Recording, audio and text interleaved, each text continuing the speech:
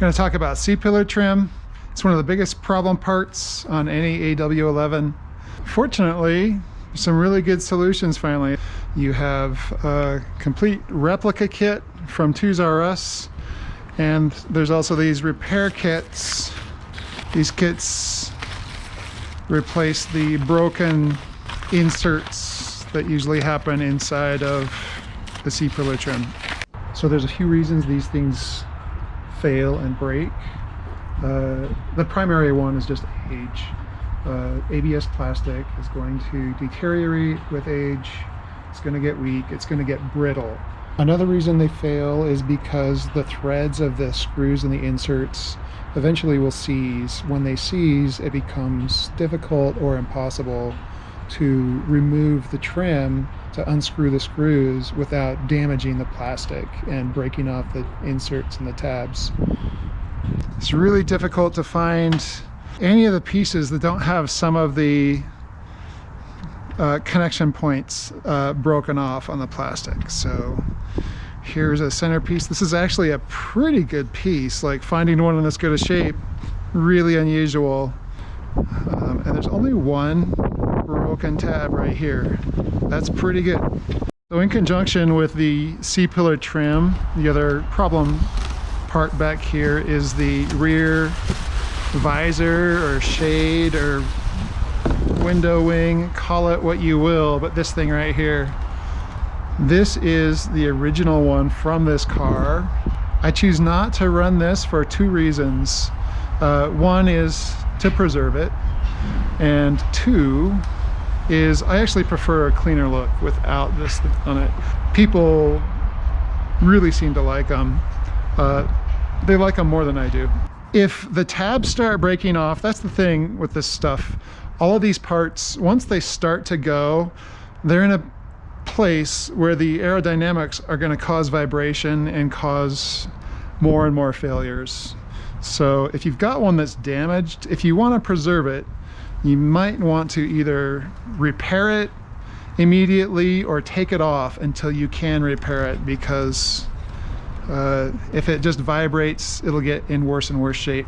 Oh, I knew a guy. He went out and bought a pretty nice MR2, and he immediately drove it through automatic car wash, and it just destroyed all of his C-pillar trim and his rear window visor. Sad story. Wash these cars by hand.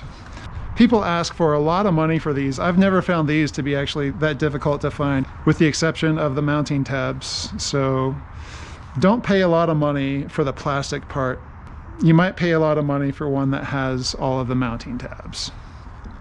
In order to take off the visor and the center C-pillar trim piece, you have to remove this trim piece and the light to get to the bolts that hold it in, or the nuts that hold it in place. So anyway, we're going to start with that. Actually, I'll get the light off first. If your dome light is not too brittle, it just pries off pretty easily.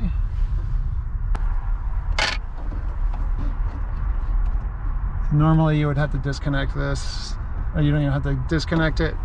Once this is dangling, that's disassembled enough. Mine is broken, and so the connector is still connected there, but and it's just, oh, there's a little plastic trim rivet here and here. Those are both broken off in this car, so they're already gone. But if you've still got the standard Toyota ones, you just insert the little dimple in the middle and then pry the rivet out. You do not have to remove the interior C-pillar trim, but if you have it out, that makes it a little easier, I guess. Now you see you've got these six studs coming across here that come in from the trim piece on the exterior. Those require a deep 8mm socket. This one's a little sticky, like the threads are a little corroded here. Do all of this by hand. Don't use any power tools on this. If you over torque it, even while you're loosening it, you can shatter all the plastic pieces that are holding these studs in place. The other thing about these is it's easy to lose the nuts in the interior, or just be super, there it goes, one down. Losing it to the interior of the car is fine. I don't like to lose it into the frame of the window frame there. That kind of sucks when that happens. You got to go find a replacement nut.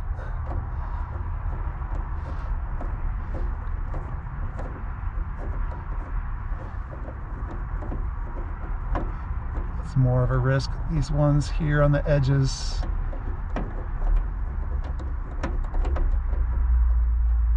Oh, oh, oh.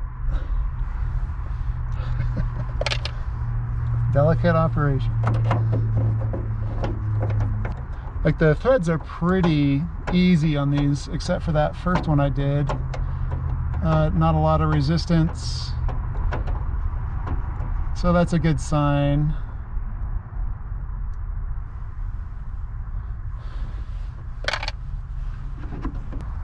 Yeah, little magnetic tip screwdriver saved me on that one.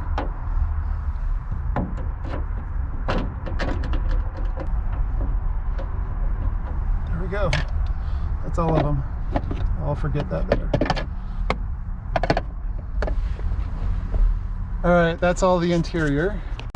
If you had the rear window visor across here, the same studs that hold in this center piece of trim also hold in that the tabs of that visor. For now, we can just lift this guy out of the way, and you can see it overlaps the side trim pieces. So it's pretty useful to get it out of the way. Again, this is the one that was giving me a hard time. Pretty rusty. You can see the rest of these are really clean. It's like they were sealed against the weather really effectively. This one got some rust and crust on it. So then it's just 4 screws up and down the side trim here. I've mentioned this plastic is all super brittle. This is not my first take on this video, so I happen to know that these are all loosened up already, but if you get any resistance at all, be super gentle loosening these screws, because the inserts that you're pulling out of are embedded in pretty weak plastic, brittle old plastic, and if you just turn the screwdriver too hard, you're gonna bust up that plastic. Okay, chances are, if yours is old and busted up and brittle, high likelihood of that, you're going to have plastic bits falling out of this as you remove it. You want to recover all those bits if possible, and you want to make sure this is closed so that they don't just fall into the engine bay and out onto the floor. Going to be work it off really gently. There's going to be some resistance no matter what.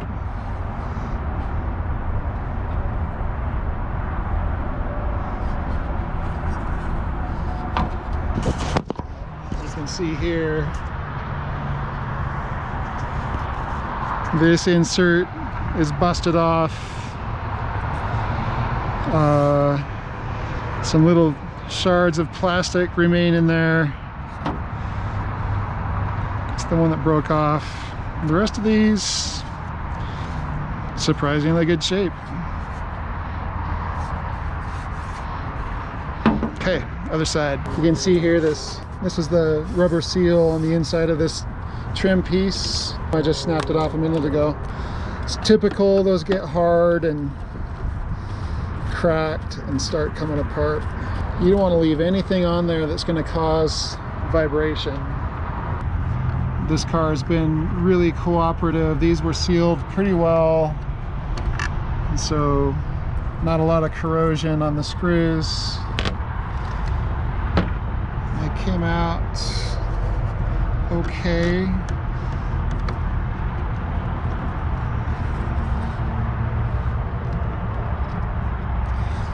That one's in great shape. That one's in great shape. That one's cracked, but still there, so easy to repair. And that one's in great shape. This one was pretty, like, it had like a lot of just white crust on it from getting like car wax or residue or ozone. The plastic had deteriorated, and so I actually painted this one. You can kind of see the brush strokes, but it's pretty subtle. From a distance it looks just fine.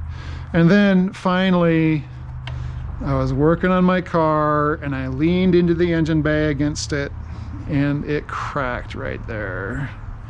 That was a huge bummer. It didn't crack all the way through, it's still complete here, so it's going to be pretty easy to repair that crack. This part makes me nervous. Came off pretty easily. All right, this, I remember this now. Oh, look at that. One of them didn't survive. This piece I had to reconstruct. They were all busted, and this one, still sitting here, did not survive. Yeah, so I used JB Weld to put all this stuff in. Back then I didn't know this type of plastic is the same as like black plumbing stuff, so you can glue all these plastic parts back together if you have them all. The only difference between the piece that accepts the rear window visor is this hole right here. Otherwise they're identical. You can adapt a non-visor trim piece just by drilling a hole in it. You can adapt it pretty easily.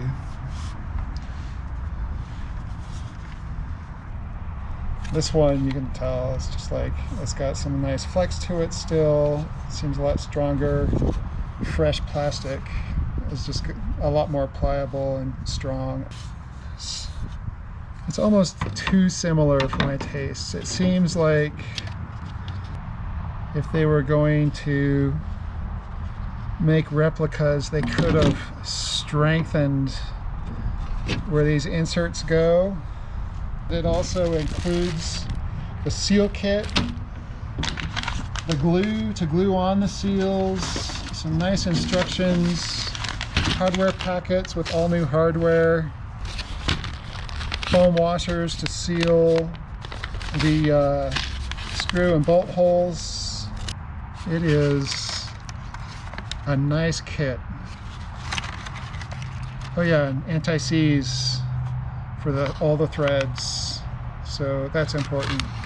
This is probably really difficult to source or have manufactured specifically for this kit. I'm impressed that they were able to come up with a hardware kit, but I think I'm going to opt to use as much of the original hardware as I can find. So basically, the better these threads can be sealed, the less likely they will seize, and the more durable this whole assembly will be. This one is an original factory stud. These are the new ones from Toys R Us. They seem just fine to me. Although I gotta say, I'm pretty impressed that this is a 35-year-old piece of hardware and it's not corroded. So one thing I'm doing, pre-fitting the screws just to make sure everything threads in okay. A friend of mine actually got one of the pre-production versions of this C-pillar trim kit.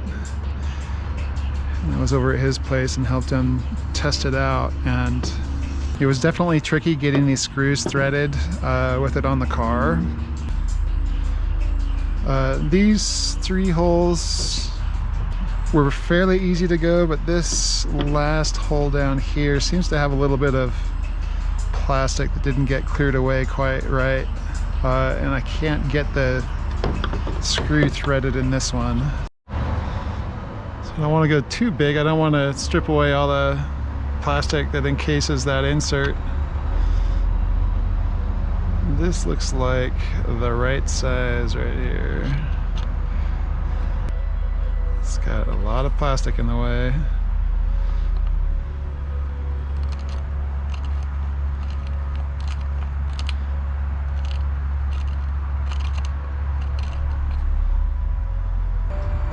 I still see a little bit of plastic in the thread itself in there. That is probably what the problem is. Aha!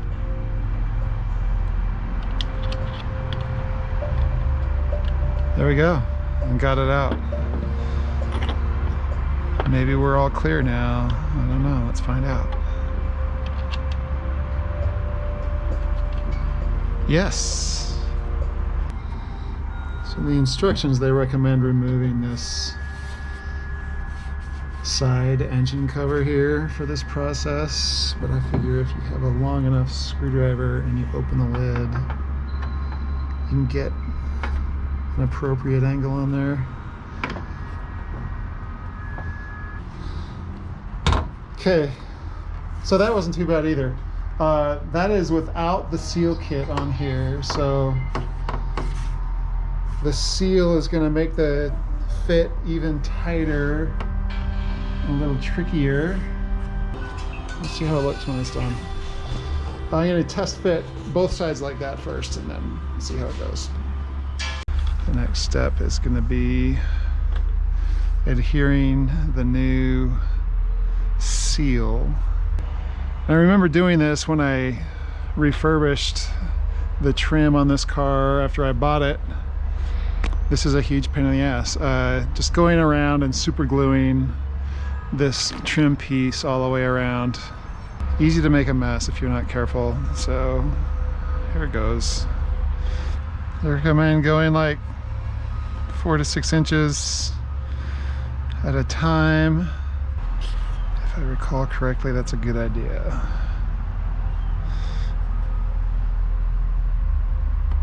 Trying to go really sparing on the glue, just because the more glue you get, the easier it is to make a mess. See what I mean? Just made a goopy mess right there. Try not to get my fingers on this front surface that we're looking at here very much, just because the more I touch that, the more likely I'm just going to make a mess of it with glue. Alright, I'm going to cut a little relief in this.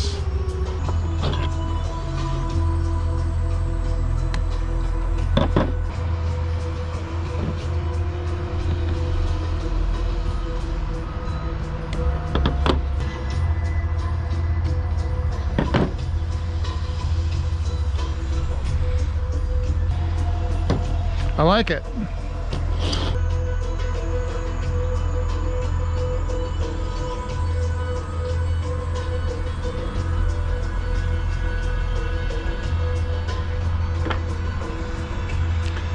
Seems like this is going to be an easy place to make a mess. But that corner went about as well as could be hoped, I think. But it didn't make too big of a mess here. Little streak there, little streak there. But overall, it's gonna look good. Why you wanna be like that? That just doesn't want to start at all. So there's the plastic washer. This hole that it has to go through is just a little bigger, or a little smaller than the plastic washer, so you got to get that clear before it starts. Okay, good to know. So I think in order to get that plastic washer to clear, it's just going to require a little brute force. There it goes. Okay.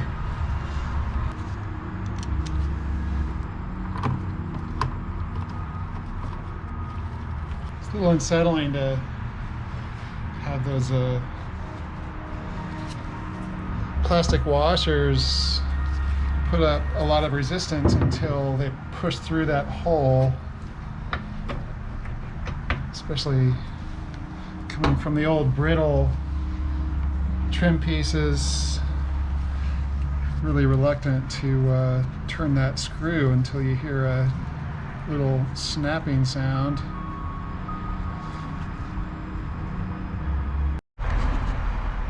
So this side looks like it's going to be a lot trickier to get the piece to fit. Got the bottom one started already. The next one looks like it lines up.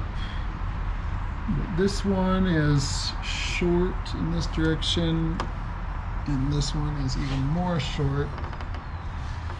This is kind of the issue that we faced with my buddy's car. Starts just fine.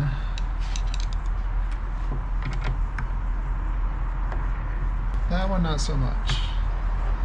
One of the differences also from this side to that side is in the manufacture of the car, they put this adhesive in the seam between the sheet metal pieces,